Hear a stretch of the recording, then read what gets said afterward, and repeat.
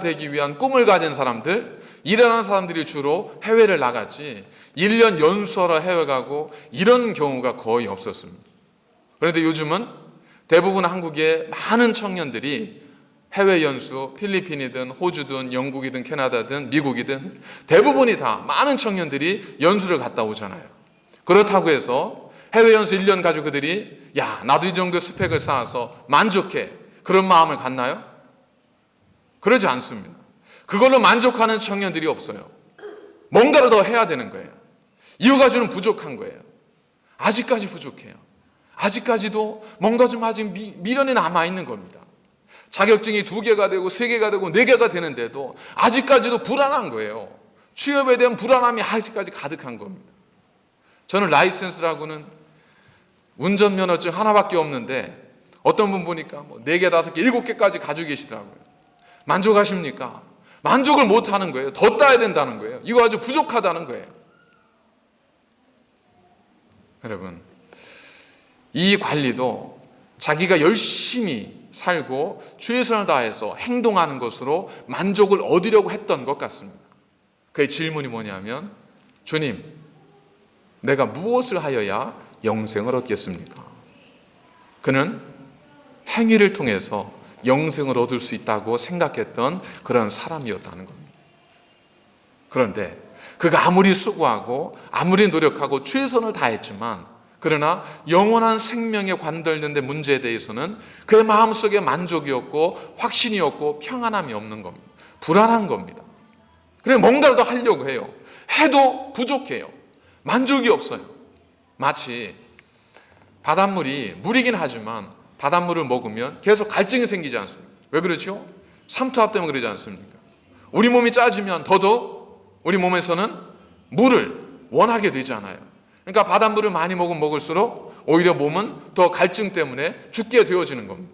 마찬가지로 여러 가지를 행하고 뭔가 이루어내고 뭔가를 열심히 행동해서 이루어내서 그걸 통해 만족을 얻고 기쁨을 얻고 생명에 대한 소중함을 느끼고자 하지만 오히려 그것은 더욱더 우리에게 갈증만 유발하고 우리의 마음에 만족함이나 기쁨을 주지 못하다는 겁니다. 최소한 영원한 생명에 관련된 문제에 있어서는 우리의 행함이 우리에게 만족을 줄 수 없습니다. 우리 이미 다 배웠습니다. 교회 학교 다닐 때 우리가 그토록 불렀던 찬송, 그토록 들었던 말씀 가운데 요한복음 3장 16절 있잖아요. 하나님의 세상을 이처럼 사랑하사 독생자를 주셨으니 이는 저를 믿는 자마다 멸망치 않고 구원을 얻게 하려 하심이라. 무엇 때문에요? 오직 그를 믿는 자, 그 이름을 믿는 자는 멸망치 않고 영생을 얻게 하려 한다는 하나님의 말씀 우리가 익히 들어서 알고 있어요. 그럼에도 불구하고 우리는 그런 하나님 말씀보다 우리가 더 마음 가는 게 있습니다. 우리의 조급함이 있잖아요. 뭔가를 이루고 싶은 마음, 뭔가를 해내고 싶은 마음, 이러한 조급함들은 하나님의 말씀을 듣고 그 말씀대로 이제는 잠잠히 내가 너에게 행할 그 구원의 능력을 보라. 이 말씀 앞에서 서 있지 못하고 뭔가를 좀 해야 되는 거예요. 가만히 있으면 불안해서 견딜 수가 없는 겁니다. 그래서 뭐가 생기죠? 징크스가 생기는 거지 않습니까? 특히 스포츠 선수들, 어떤 날 스포츠 선수가 지나가다가 이제 분뇨차가 지나가는 걸 보고 이렇게 반가웠나 봐요. 저런 게 다 있는데 굉장히 기뻐했다고 합니다. 근데 그날 경기를 했는데 이 선수가 뭐 정말 굉장히 좋은 실력을, 발군의 실력을 발휘한 거예요. 그래가지고 이 선수는 경기 전에 분뇨차를 보고 윙크를 하면 그날은 경기가 굉장히 좋은 징크스를 갖게 된 겁니다. 그러니까 경기만 있으면 지나다니다 분뇨차 없나 쳐다보는 거예요. 마이클 조던, 잘 아시는 마이클 조던. 좀 잘못 알려져 있긴 했지만 이 마이클 조던이 그 대학 선수 시절에 정말 대승을 거뒀던 적이 있다고 해요. 그래서 이 마이클 조던이 그때 입었던 그 농구 팬츠 있지 않습니까?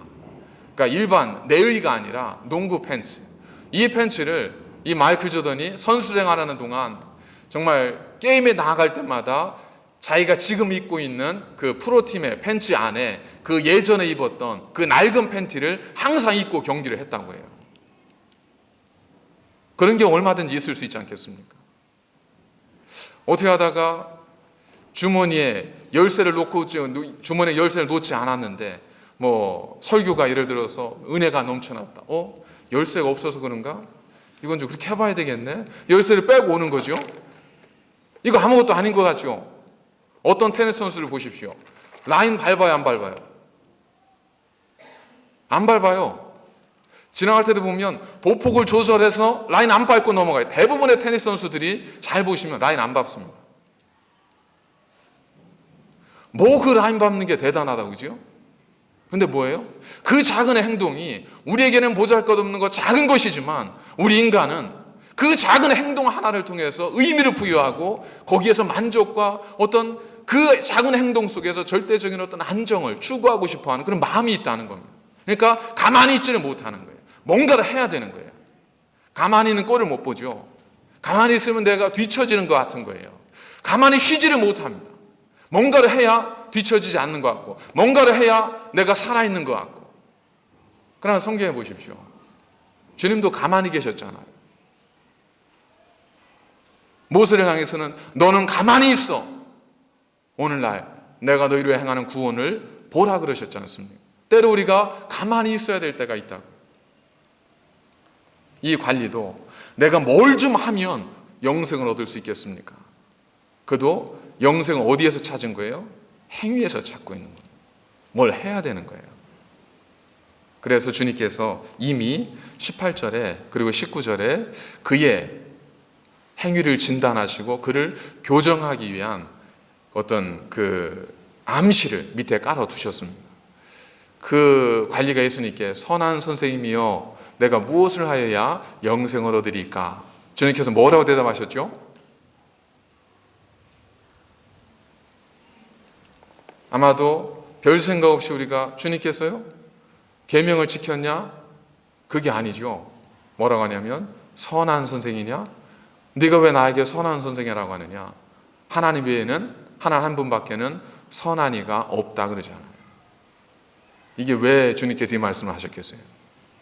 이 친구는 지금 자기가 율법을 다 지키고 최선을 다해 살았기 때문에 자기 스스로를 선한 사람으로 규정하고 있는 겁니다. 그래서 주님도 선한 분으로 그렇게 부르고 있는 거예요. 주님께 인정받고 싶었던 마음도 있었다는 겁니다. 그래서 주님께서 미리 그 앞에 하나 다 깔아놓고 시작하시는 겁니다. 야, 하나님 외에 선한 이가 누가 있냐? 주님은 지금 자기가 선하지 않다는 얘기를 하는 게 아니라 이 세상에 네가 생각하는 것처럼 그렇게 선한 이는 없다. 너도 마찬가지다. 그 얘기를 미리 슬쩍 깔아놓고 이제 본격적으로 그를 교정하십니다. 하나님께서 우리를 교정하실 때 우리의 마음속에도 때로 이러한 여러 가지 생각들이 있잖아요. 내가 신앙생 열심히는 못했어도 내가 그래도 정직하게 살았고 내가 선하게 살았고 거짓말하지 않았고 나는 나름 착실하게 살았어. 그럼 된 거 아니야? 그래서 나는 어쨌든 말씀도 지키려고 했고 나 정도면 그래도 좀 괜찮지 않아? 이 정도면 좀 괜찮은 거 아니야? 이런 생각을 가지고 있는 이 관리에게 주님께서 한마디 하십니다. 맞아, 너 괜찮은 사람이야. 그런데 아직 네게 한 가지 부족한 것이 있으니 라고 하면서 그를 다 꺾으시는 겁니다. 뭐냐면 내게 있는 모든 것을 팔아 가난한 자들에게 나누어 주어라. 그러자 이 청년이 어떻게 했죠? 그가 큰 부자인 고로 근심하여 떠나가니라. 여러분, 이 청년이 뭐 때문에 주님께 찾아왔습니까? 이 청년은 무슨 문제 가지고 주님께 찾아왔죠? 영생에 관한 문제를 가지고 찾아왔어요. 그는 정말 열심히 살았고 최선을 다했고 하나님의 복도 누렸습니다. 해결되지 않는 문제가 있었어요. 그게 뭐냐면 영생의 문제는 해결이 안 되는 거예요. 뭘 해야 좋을까? 그것 때문에 궁금해서 주님을 찾아왔는데 정작 주님을 만나고 나니까 그에게 있어서 가장 시급한 그리고 그에게 있어서 여전히 남겨진 문제가 있다는 것을 그가 비로소 깨닫게 되는 거예요. 영생의 문제보다 중요한 문제가 있을까요? 없을까요? 우리 영원한 생명보다 중요한 문제가 있어요? 없어요? 최소한 우리가 없다고 말할 수밖에 없잖아요. 그런데 이 청년은 지금 영생의 문제 앞에서 주님을 떠나갔습니다. 뭐 때문에 떠나갔죠? 자기가 가지고 있는 부의 문제를 해결하지 못해서 떠나갔습니다. 영생이 그토록 소중하고 영원한 생명을 얻기 위해서 나는 노력하고 힘쓰고 수고했다고 했지만, 그러나 정작 그는 부의 문제 앞에서 그 문제를 해결하지 못하고 고민하다가 뭘 포기하고 떠나갔어요? 영생의 문제를 포기하고 떠나갔습니다. 우리도 마찬가지일 수 있다는 겁니다. 우리도 영원한 생명이 중요하고 영원한 생명보다 더 큰 가치는 없다고 생각해요. 그러나 우리가 주님을 떠나가는 문제는 그 영생의 문제가 해결이 안 돼서가 아니에요. 내 안에 가지고 있는, 아직까지 한 가지 남아있는 나의 부족한 그것 때문에 우리가 주님을 떠날 수 있다는 겁니다. 자, 주님께서 말씀하시죠. 네 거 다 팔아 가난한 자에게 나눠줘라. 그랬더니 이 청년이 근심하며 떠나면서 무슨 생각을 했겠어요? 나는 지금까지 다 한 줄 알았어요. 나는 모든 걸 제대로 지킨 줄 알았습니다. 그리고 나는 다른 사람과 달리, 세상이 어떤 것에 목매이는 사람과 달리 나는 숭고한 가치인 영원한 생명에 관심을 두는 지고한 사람이라고 스스로 생각을 했다는 겁니다. 그렇지만 그는 세상의 여느 사람과 마찬가지로 물질의 문제 앞에서 그 문제를 해결하지 못하고 그 문제에 넘어져서 영생을 내버려 두고 떠나간 사람이었다는 겁니다. 떠나가는 그가 어떤 마음이었겠습니까? 참, 내가 영원한 생명을 말하면서 이 정도밖에 안 됐구나. 여러분, 하나님께서 우리를 교정시키고자 하실 때, 우리에게 영원한 생명을 주시고자 하실 때, 우리에게 소멸되지 않는 기쁨을 우리에게 주시고자 하실 때, 우리로 하여금 처절한 무기력 속에, 처절한 절망 속에 우리를 빠뜨릴 수 있습니다. 왜냐하면 우리가 다 이 관리와 같은 생각들을 가지고 있어요. 그래도 나 정도면, 그래도 좀 뭐 대단하다고는 못해도 이 정도면 된 거 아니야? 이 생각 다 가지고 있거든요. 그래서 나는 사기는 안 쳐. 교회 다니는 사람들 보면 열심히 새벽 기도하고 뭐 하는 것 같은데 보니까 저런데 나는 그러진 않아. 이런 마음들 우리 속에 다 있잖아요. 그러니까 그런 우리들을 하나님께서 만나실 때는, 얘야, 너 수고했어. 너 정말 내가 네 모든 거 다 알고 있다. 그래, 잘했어. 그런데 너에게 부족한 거 한 가지가 있다. 그리고 우리 하늘 주님께서 우리에게 탁 던지시는 말 한마디에 우리는 다 쓰러지고 넘어질 수밖에 없다는 겁니다. 그가 넘어졌던 게 뭐죠? 저주에 넘어지지 않았습니다. 여러분, 당시에 부유함은 하나님의 축복으로 여겨졌습니다.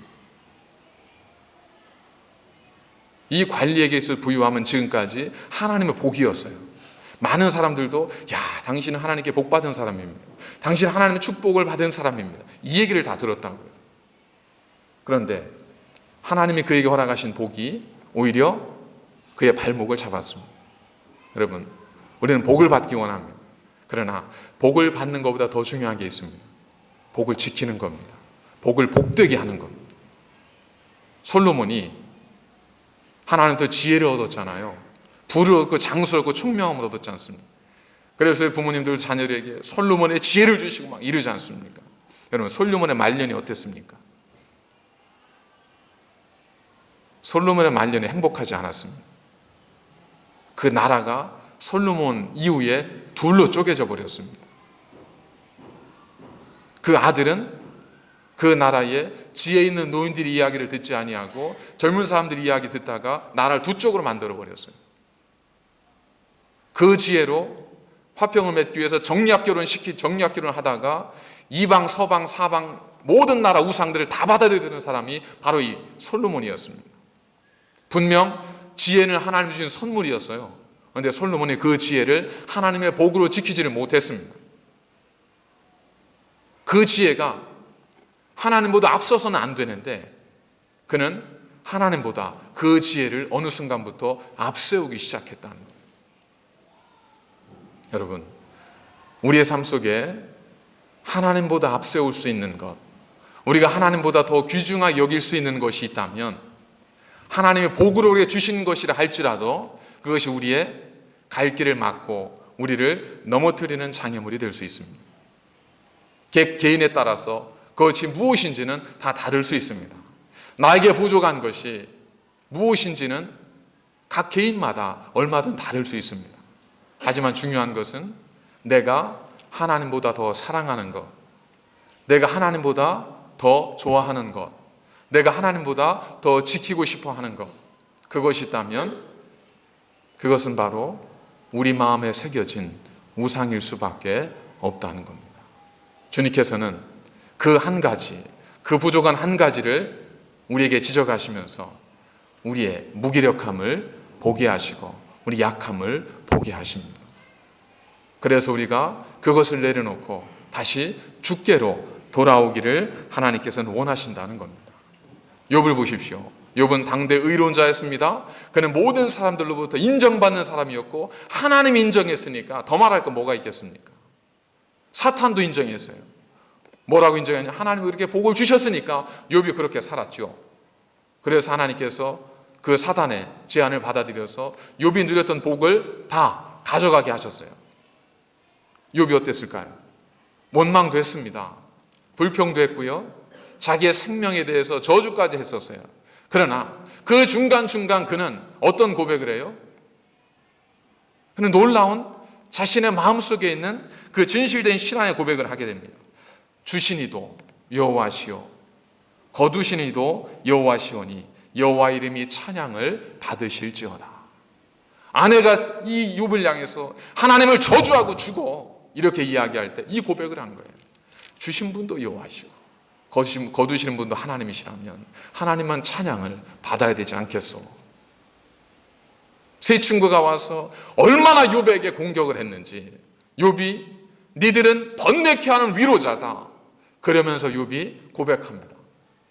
그가 나의 가는 길을 아시나니 그가 나를 단련하신 후에는 순금같이 나오게 하리라. 여러분, 욥은 하나님이 주신 복을 잃어버리기까지 했어요. 그럼에도 불구하고 욥은 하나님에 대한 믿음과 우선순위를 잃지 않았습니다. 끝까지 견디고 지켰습니다. 마지막 42장에 가서 욥이 어떤 복을 받습니까? 죽었던 자식이 돌아오는